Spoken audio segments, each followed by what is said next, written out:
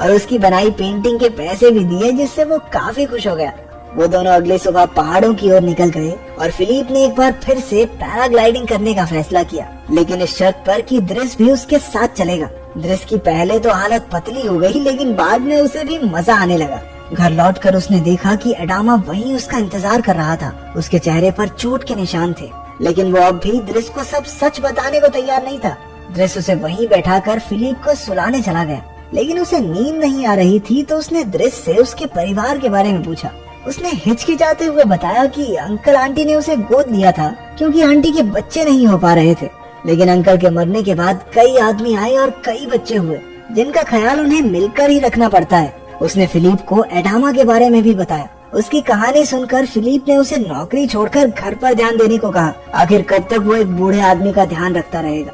अगले दिन जब ड्रेस सामान बांधकर जा रहा था, तो उसने सोचा कि एक आखिरी बार मैगलाई से फ्लर्ट ही कर लेते हैं, लेकिन मैगलाई ने उसे फ्रेड से मिलवाया, जो असल में एक लड़की थी।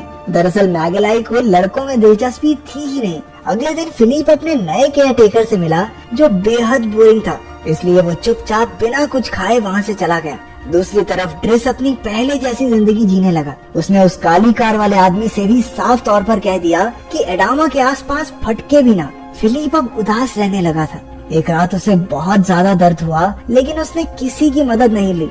आखिरकार इवान को दृश्य को बुलाना ही पड़ा और हम पहुंच गए कहानी की शुरुआत वाली जगह पर। इसके बाद वो फिलिप की दाढ़ी बनाकर उसे एक रेस्टोरेंट में ले गया, जहां उससे कोई मिलने वाला था। दृश्य ने उसे ऑल द बेस्ट कहकर उसका सोने का अंडा उसे वापस दे दिया और वहां से चला गया। उसकी डेट कोई और नहीं बल्कि एलेनोर ही थी। वो उसे देखकर बहुत खुश हुई और उसे फिलिप की व्हील चेयर से भी कोई दिक्कत नहीं थी। ये एक सच्ची कहानी है, जिसमें आखिरकार फिलिप और एलेनोर की शादी हो जाती है। वो दोनों आज भी सच्चे दोस्त हैं। क्या आपका ऐसा कोई दोस्त है जिसके लिए आप कुछ भी कर सकते हो? अगर हाँ, तो कमेंट्स में उसके बारे में एक लाइन तो बनती है।